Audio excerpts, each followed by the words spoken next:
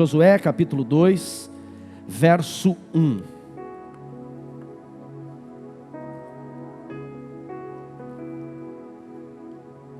Nós estamos numa série de mensagens intitulada Princípios e Fortalezas, e temos entendido que a cidade, a terra de Canaã, que o povo de Israel está conquistando aqui no livro de Josué, ela tipifica, ela representa a nossa alma. Canaã não está fora de nós, Tiago, mas está dentro de nós.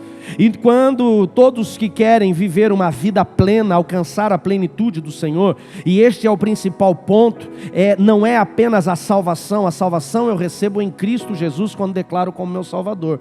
A plenitude é o processo da conversão, é essa transformação da mentalidade, da alma, ela tem alguns princípios para conquistá-la. Na semana passada nós aprendemos o primeiro princípio para você ter uma vida plena, para você ter a sua alma transformada, para você viver um processo de conversão genuíno, que é meditar na palavra de Deus. Deus fala para Josué: medita neste livro dia e noite. E nós entendemos que somente através das escrituras sagradas, do manual do homem que é a Bíblia, que nós vamos conseguir entender como agirmos, os princípios que precisamos aplicar para ter esta vida plena que apenas Deus pode gerar em nós. Não são drogas, não é imoralidade, não são amizades, nem conquistas que vão te fazer pleno. Até porque, William, eu conheço pessoas que têm muita coisa, mas não têm paz. Do que adianta ter muito dinheiro se não tem aquilo que faz dele uma pessoa plena? Então, o segundo princípio nós vamos trabalhar hoje. Josué capítulo 2, verso 1 diz assim: Josué, filho de Num, enviou então secretamente de Sitim 2 homens a espiar a terra, dizendo: vão e reconheçam a terra e a Jericó.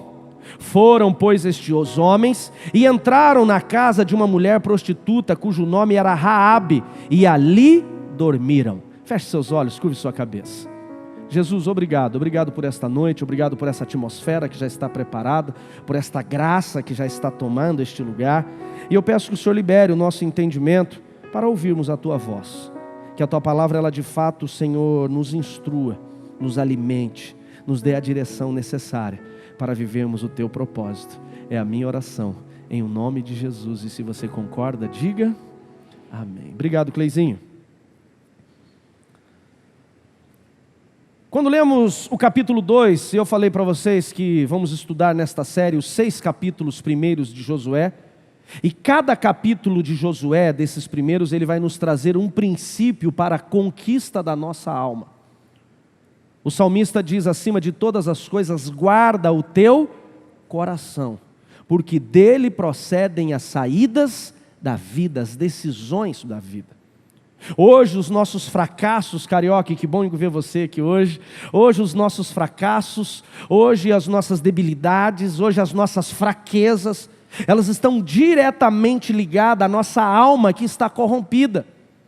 A nossa mentalidade que não anda segundo os princípios, os preceitos de Deus, não porque somos religiosos, mas porque Deus nos criou e nos deu a direção necessária para vencermos todas as nossas debilidades. Como eu falei na primeira semana, quando Deus criou a alma do homem, Ele criou a alma do homem boa. Ele criou a alma do homem, Landman, plena. Ele criou a alma do homem completa, mas o homem foi se corrompendo. E quanto mais nos corrompemos, mais fracassamos. Quando a nação de Israel chega aqui na terra de Jericó, na terra de Canaã, melhor dizendo, e a primeira cidade a conquistar é a terra de Jericó, nós precisamos entender que o propósito, pastor Anderson, de Deus era fazer com que eles, antes de tomarem a terra, eles eliminassem os inimigos que estavam naquela terra. E nós entendemos que existiam 3 elementos que precisavam ser colocados para fora. Primeiro, os gigantes, que representam os nossos pecados, representam as nossas debilidades de moral e caráter. Depois, as muralhas, colocar os muros no chão, as fortalezas, isso fala das nossas feridas, isso fala dos nossos traumas. E depois os reis daquela terra, que foram os últimos a serem eliminados, que representa o nosso orgulho, Dani, representa a nossa soberba. Enquanto nós não conseguirmos, Samuel, vencer os nossos traumas e feridas, eliminar os pecados e a nossa carnalidade, a nossa natureza pecaminosa, e colocar por terra o nosso orgulho, Jonathan, nós continuaremos fracassando. Uma das perguntas que normalmente me fazem, Lise, é: pastor, eu posso, mesmo não sendo pleno, ser salvo no arrebatamento da igreja? Ou se Jesus voltar só para mim? Quem sou eu para falar de salvação, sim ou não? Eu acredito que sim. Que podemos ser alcançados pela salvação do Senhor, porque não depende da nossa obra, mas depende do sacrifício de Cristo, amém, queridos? A passagem de Mateus capítulo 21 fala disso, de um rei que fez um banquete para o casamento do seu filho e mandou chamar os convidados e eles rejeitaram. Então ele deixa esses convidados de lado e manda chamar as pessoas que estavam na rua. E essas pessoas vêm para a festa, mas ele encontra uma dessas pessoas que estava sem as vestes nupciais, ele não se vestiu, não se preparou para aquele casamento, e ele manda tirar aquela pessoa, ele diz: amarrem as mãos e lancem para fora da minha festa. Essas bodas do cordeiro representam exatamente a salvação, ou seja, o casamento do noivo com a noiva, o encontro de Cristo com a sua igreja. Você pode dar uma glória a Deus por isso? Tem pessoas que têm rejeitado esta salvação, são aqueles primeiros convidados. Então Deus estendeu isso para todos, que a Bíblia chama de gentios, que somos nós. Mas tem uma coisa que todo aquele que vai entrar nessa festa de salvação precisa entender: ele tem que aceitar Jesus. Ele tem que declarar Jesus como seu Salvador, e isso vai fazer com que ele tenha vestes nupciais. Aí fala de santidade, eu não vou entrar aqui no processo, mas só para você entender. Então nós podemos ser salvos sem termos uma vida totalmente transformada? Pode acontecer, quem sou eu para falar que não? Agora o problema é que se não tivermos a nossa vida transformada, se não tivermos, Will, a nossa alma conquistada, não tivermos eliminado esses inimigos da nossa alma, o que vai acontecer? Nós não teremos plenitude. Eu conheço pessoas que viveram 30, 40, 50 anos dentro de uma igreja, mas nunca tiveram paz. Meu pai foi um desses.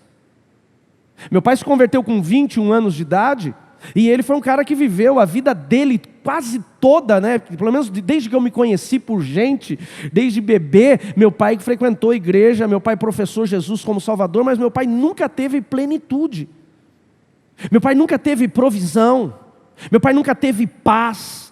Meu pai nunca teve uma alma em paz. Por quê? Porque ele alcançou a salvação que não depende dele. Ele declarou Jesus como Salvador, mas ele nunca conseguiu colocar esses inimigos para fora. E é por isso que ele não conseguiu vencer. Inclusive morreu cedo, morreu com 56 anos de idade. Eu vejo Deus encurtando os dias dele por misericórdia a ele. Às vezes a gente vê uma pessoa que morre cedo e fala assim: mas uma pessoa cristã, por que morreu cedo? Deus resolveu levar mais cedo, encurtar os seus dias, para evitar que talvez lá na frente ele viesse se comprometer e perder a sua salvação. E como que nós vamos viver essa plenitude? Quais são as ações, Thalita, que nós precisamos ter para colocar esses inimigos para fora, para vencer essas fortalezas da nossa alma, os nossos traumas e feridas? Como, Jefinho, que nós precisamos agir para colocarmos, essas cadeias pecaminosas que nos acorrentam, que nos aprisionam? Como que nós conseguimos tirar o orgulho, Miguel? Quando nós colocamos esses princípios de Josué, o primeiro, como eu falei para vocês, que é aplicar a palavra de Deus e viver em meditação. E eu ensinei vocês semana passada exatamente como fazer.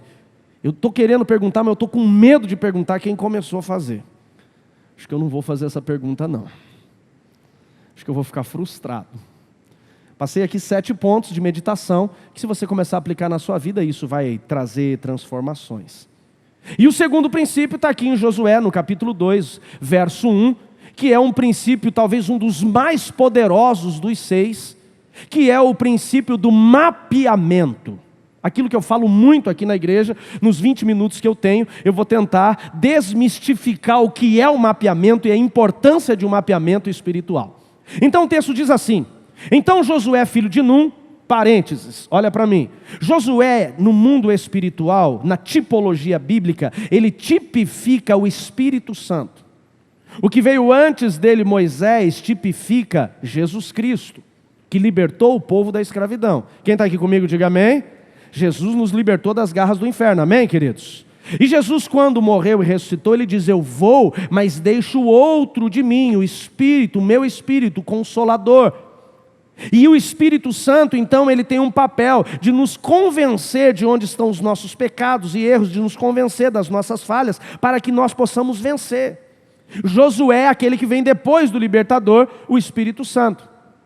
Então aqui nós vemos o Espírito Santo, tipificado por Josué, liberando 2 homens aqui, 2 pessoas, uma equipe de trabalho para um trabalho específico. Vamos voltar ao texto. Então Josué, filho de Num, enviou secretamente a Sitim 2 homens para espiar a terra, dizendo: vão e reconheçam aquele território. A palavra espiar aqui, Suzy, ela precisa ser bem compreendida. O espiar aqui, na verdade, era um papel de mapear aquela terra.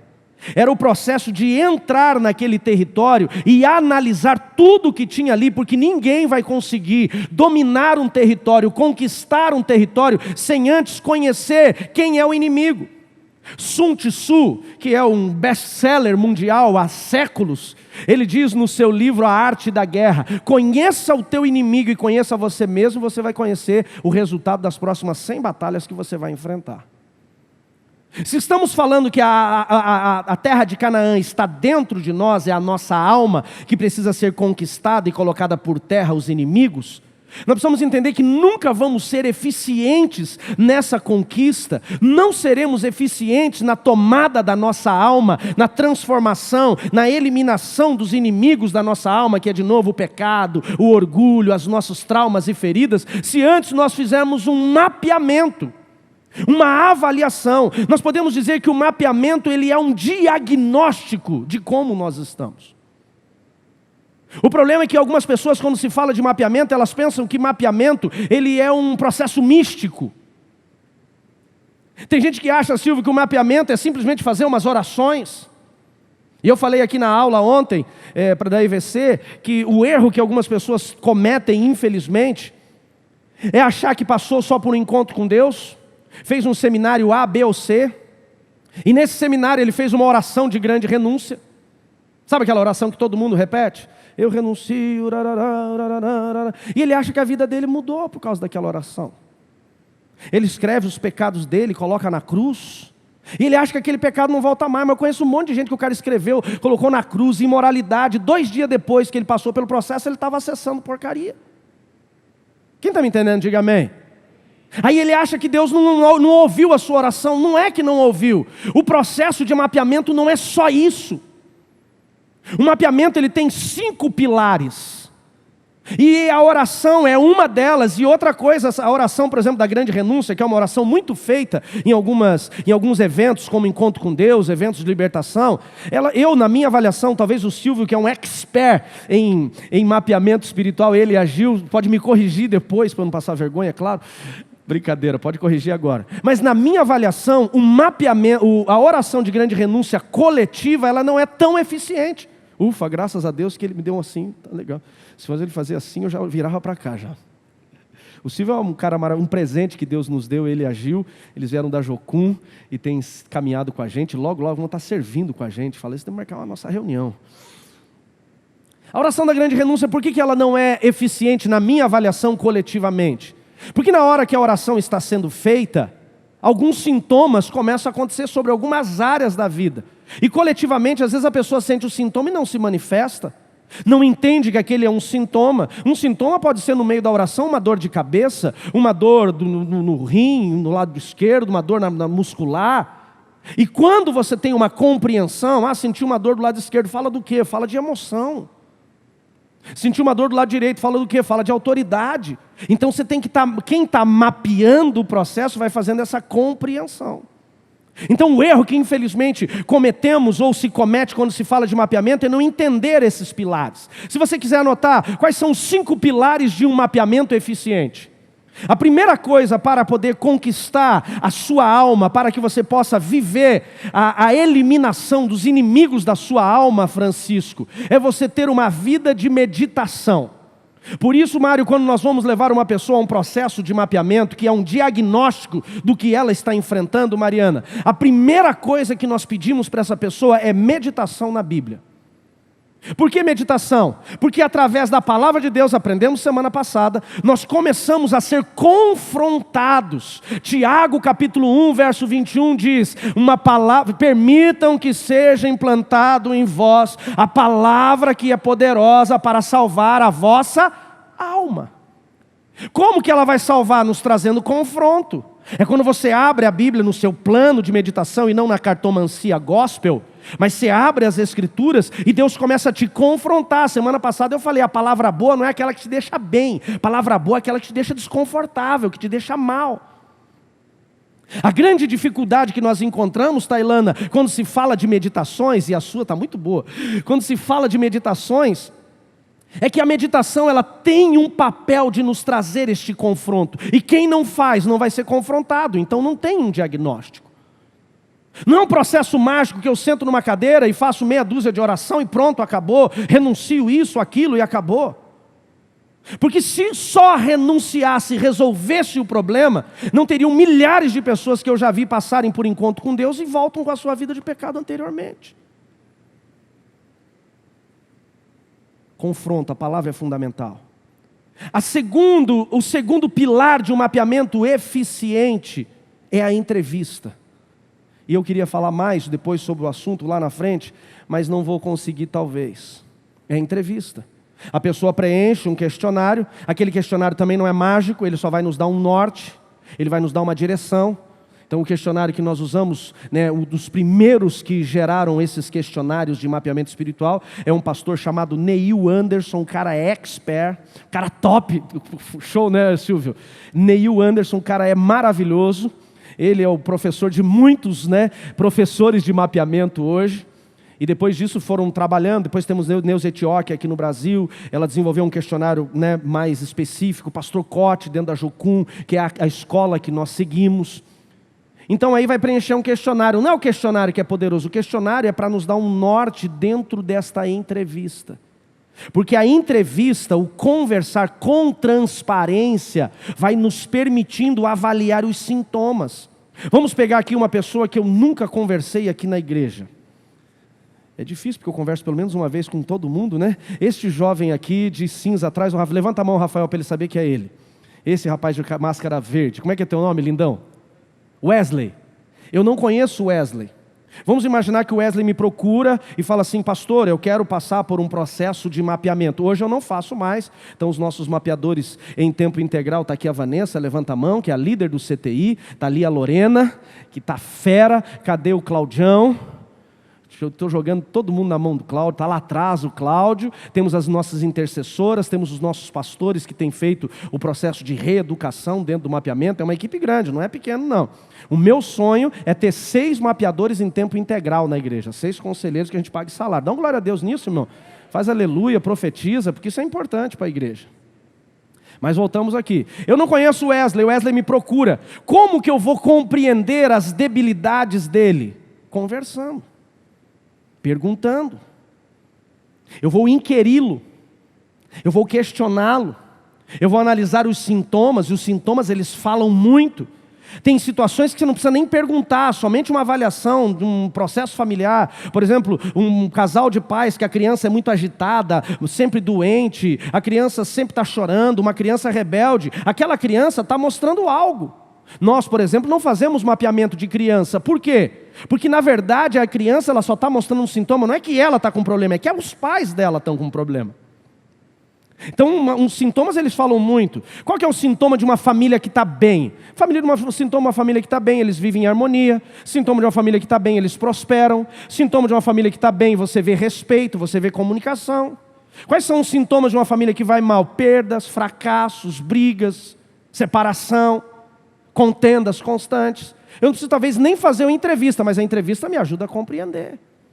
Então a gente vai compreendendo os sintomas. A entrevista é o segundo pilar. O terceiro pilar do processo é a confissão de pecados. Quando se passa pela entrevista, se compreende que você cometeu erros, que você teve falhas. E aqui, que infelizmente, Lise, alguns pontos acabam não conseguindo ser tratados. Porque a pessoa vem para um processo de mapeamento, mas ela esconde. Esse tempo que achei muito engraçado, estava com uma pessoa que eu amo demais numa conversa, e conversando com essa pessoa, e eu perguntei tal coisa, ele me olhou e falou, não. Eu falei, tem certeza? Ele falou, não dá para mentir para você. Aí conversamos, aí fomos para a segunda situação, eu falei, tal situação, ele falou, baixou a cabeça e falou, eu não vou conseguir mentir. Eu falei, graças a Deus o Espírito Santo da verdade está na sua vida. né? E a gente foi processo maravilhoso, processo, né, foi uma abertura top. Por quê? Porque houve transparência. Aí a confissão de pecados é só, porque às vezes as pessoas têm essa ideia. Não, eu cometi um adultério, então eu confesso para a pastora Mari. Porque a Bíblia disse, né, se a gente confessar uns aos outros, então seremos curados. Eu confesso para Deus e sou perdoado, confesso para o outro e eu sou curado. Então eu confesso para a pastora Mari e pronto. Agora a pergunta é, essa mulher que confessou o adultério para a pastora Mari, adulterou, traiu a pastora Mari? Não, traiu o marido. Então é para o marido que ela tem que voltar. O poder não está apenas em confessar o pecado para o pastor, para o conselheiro, para quem está ajudando, para um amigo que vai servir, mas principalmente vai ter que voltar lá, e é aqui que trava. É aqui que o negócio às vezes não anda. E a pessoa diz, eu vou levar para o túmulo isso, e ela nunca vai viver plenitude. E o mapeamento tem este papel de gerar isso. O terceiro pilar, o quarto pilar, são... eu estou no terceiro ou estou no quarto? Quarto, né? São as orações. Aí sim vai entrar a oração. Entenda, a oração ela é poderosa, sim ou não? Sim. A oração da grande renúncia é eficiente, como eu falei, na minha avaliação, individual. Você começa a ver algumas coisas na sala de aconselhamento, numa oração de grande renúncia, né, Vanessa? Que é power, é maravilhoso. Você vê Deus agindo de uma forma muito clara, Deus falando, Deus revelando. Muda o ambiente da sala onde você está fazendo esse tempo de oração. Aí nós temos a oração da grande renúncia, a oração da bastardia, quem foi gerado na bastardia ou gerou na bastardia, a oração de mente contaminada, a gente que foi envolvida na imoralidade, vai ter que passar por um processo. Aí vamos ali, né, dezenas de orações que a gente vai ter, pessoas que geraram um aborto, tem um processo de conserto, a oração de confissão, de remissão do aborto, sim, várias situações maravilhosas que a gente vai ter, as orações criativas, que elas são muito eficientes, o Espírito Santo conduz a qual oração, como vai fazer, e a pessoa vai gerando isso. Esse é o quarto pilar. E o quinto pilar de um processo de mapeamento é os consertos e restituições. Não necessariamente que eles andem exatamente nesta ordem. Depende de como está sendo conduzido e quem está mapeando. O que são os consertos e confissões? Eu passei pelo mapeamento, passei pela entrevista, fui conduzido a viver o processo. Então eu vou procurar a pessoa quem eu defraudei, quem eu roubei, quem eu tirei, quem eu enganei, quem eu menti, quem eu desonrei. E eu volto lá e arrumo. Aqui está o mapeamento. Eu desenhei para vocês um processo de mapeamento de uma forma resumida. Então é muito mais do que simplesmente a pessoa sentar na frente do conselheiro com o questionário respondido e responder mais 5 perguntas. Tem gente que o cara acha. Eu perguntei esse tempo para uma pessoa, eu falei, você não vai voltar para o mapeamento? Ela falou, mas não terminou? Eu falei, não. Ela falou, não, mas eu fiquei lá, pastor, a gente ficou umas 2 horas conversando. Eu falei, sim, aquela é só a entrevista, é só uma parte. A mais básica do processo. Tem muito mais coisa dentro disso. E aí que a gente vai começando a trabalhar. E aí que a gente vai começando a ter eficiência no processo. Amém, queridos? O que nós precisamos entender quando falamos de mapeamento? O mapeamento ele vai estar dividido em 3 elementos que a gente vai, em 3 campos que a gente vai trabalhar. Eu vou resumir aqui. O primeiro campo é o mapeador, a importância do papel do mapeador. O segundo campo é quem está sendo mapeado, a terra que você está conquistando. Aqui na Bíblia nós encontramos os mapeadores, os 2 espias. A terra que estava sendo mapeada, que era a terra de Jericó e Canaã. E depois, o diagnóstico correto dos inimigos que estão ali naquela terra, entendendo o papel de cada um deles. Quando se entra, vai saber exatamente onde estão os muros e fortalezas. Onde estão situados os gigantes? Quem são os reis da terra? Ou seja, quais são as feridas na alma e os traumas? Então, esses tempos eu aconselhava uma pessoa que ela já tinha passado por um processo de mapeamento e essa pessoa acabou lá na frente falhando e voltando para o erro. E eu falei, mas o que foi tratado no seu mapeamento? Ele falou, foi tratado paternidade. Eu falei, e os outros 2 elementos? Que ficou bem claro numa conversa de meia hora. Que era rejeição já no ventre e a bastardia. E aí levou essa pessoa exatamente para o caminho de imoralidade que ela estava. Falou, não, a gente não tratou isso. Falei, por isso que você caiu. Na minha avaliação, ele estava até frustrado, porque já tinha passado por um mapeamento e tinha voltado a cair, porque o mapeamento não tinha sido eficiente. Então você tem que saber quais são os inimigos para poder vencê-los. O primeiro campo que nós vamos trabalhar, William, o que é? É o campo do mapeador, é o conselheiro, é a pessoa que vai conduzir o processo. O erro que nós encontramos em alguns lugares são pessoas que querem desenvolver o acompanhamento, o aconselhamento, o mapeamento de alguém, mas ele não tem autoridade para isso. Ele não tem capacidade para isso. Eu levo muito a sério este processo de mapeamento e de quem vai ser a equipe de mapeadores. A primeira coisa que eu preciso entender quando nós vamos avaliar ou vamos convidar uma pessoa para trabalhar na equipe de mapeamento é se ela tem chamado para isso. Ela tem que ter chamado para isso. Deus te chamou, você acha legal. Não, eu passei e foi eficiente na minha vida. Ser eficiente na sua vida é uma coisa. Você ser eficiente na vida dos outros é outra coisa totalmente distinta. Sim ou não? Você tem chamado? Outra situação, você já passou pelo processo? Eu não acredito em mapeadores que não foram mapeados. Porque o cara não sabe o caminho das pedras. Esse tempo um pastor me procurou e falou assim, cara, você não consegue me dar uma força para trabalhar com mapeamento? Eu falei, claro, te indico a EFOL, a escola da Jocum, que é top. Ele falou, não, cara, 12 dias lá preso, não. Ele falou, faz o seguinte, meu irmão, dá uma aula aí para mim, umas 4 horas, a gente sai, eu pago o almoço para você, a gente fica e você me ensina e eu começo a fazer. Eu falei, não, meu irmão. Um mapeador lá na Nova Aliança, para começar a trabalhar, ele no mínimo, passou por uma escola de 2 anos. No mínimo 2 anos. E com 2 anos ainda a gente vai aprendendo coisas, muita coisa. É punk, não é fácil. Tem que ter um processo. Então o mapeador, para ele poder ser eficiente, o primeiro ponto que nós temos que levar em consideração, dentro de toda essa visão do mapeador, é que ele tem que ter uma maturidade sacerdotal.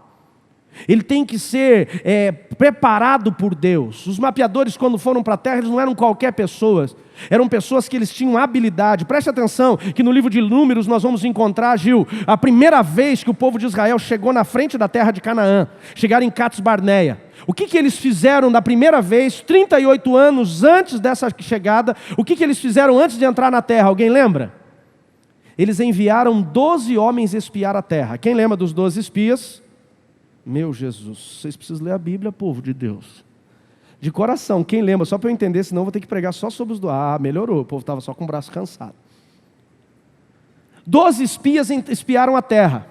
Entraram na terra, viram que a terra era boa, carregaram os frutos da terra. Agora a minha pergunta é, nesse primeiro mapeamento da terra, eles conquistaram a terra? Por quê? Porque o mapeamento não foi feito de uma forma correta. E por que o mapeamento não foi feito de uma forma correta? Porque dos 12 espias, 10 não estavam preparados. Preste atenção, Dani, eram 12 príncipes de Israel. Eram homens de autoridade, homens que tinham governo, liderança. Não significa que o cara ter liderança é que ele está capacitado sacerdotalmente. Jesus travou a língua.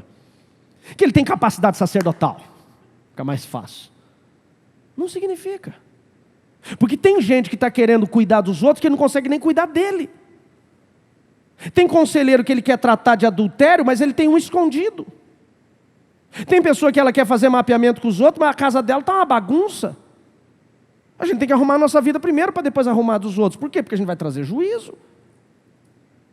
O cara tem que ter essa capacidade sacerdotal. E esses 10 não tinham. 12 espiaram a terra, 10 infamaram a terra, 10 falaram mal da terra, 10 amaldiçoaram a terra. E o que aconteceu com estes? Morreram no deserto. E o pior, eles travaram o processo do diagnóstico. E Israel ficou 38 anos no deserto. Foi improdutivo. Até que fosse levantada uma nova geração e novos mapeadores fossem levados. Quantos homens espiaram a terra? Quantos falaram bem da terra? Agora, na segunda vez que eles vão mapear a terra, o que Josué faz? Ele só manda 2. Porque ele entendeu que 12 ia dar errado. Ia dar ruim. E ele separou 2 homens que tivessem habilidade, capacidade e autoridade. Essa é a palavra. Pessoas que têm autoridade no assunto. Para a gente poder finalizar aqui que o meu horário acabou. O texto diz assim, lá no que nós lemos. Diz o texto, e Josué enviou. Quem que eu falei para vocês que Josué tipifica? O Espírito Santo. Então o mapeador, além dele ter uma autoridade espiritual para isso, não pode ser um neófito, uma pessoa inexperiente. Ele tem que ser enviado, ele tem que ser chamado.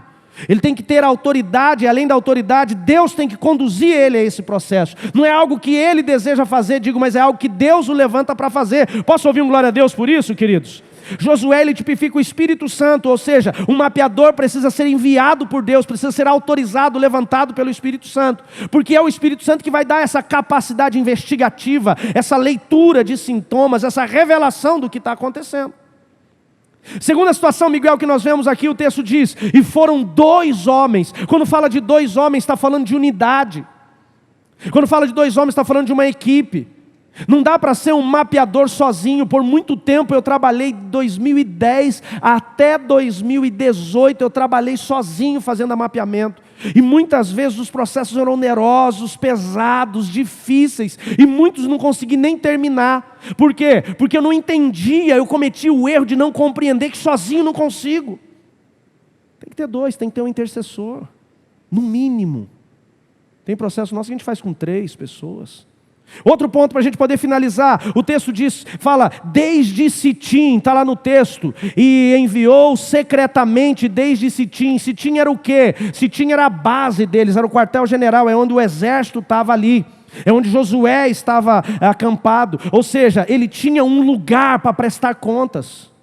O que nós encontramos hoje, infelizmente, Gil, são pessoas que elas querem desenvolver o mapeamento, o aconselhamento, o cuidado, mas o cara não quer ter cobertura. O cara quer andar sozinho e ele vai se arrebentar. E por último, para encerrar, a Bíblia diz, e eles foram secretamente. Secretamente fala de segredo, fala de ética, fala de cuidado e não expor quem está trabalhando. E esse é o processo que Deus começa a levantar. Amém, queridos? Vamos colocar de pé.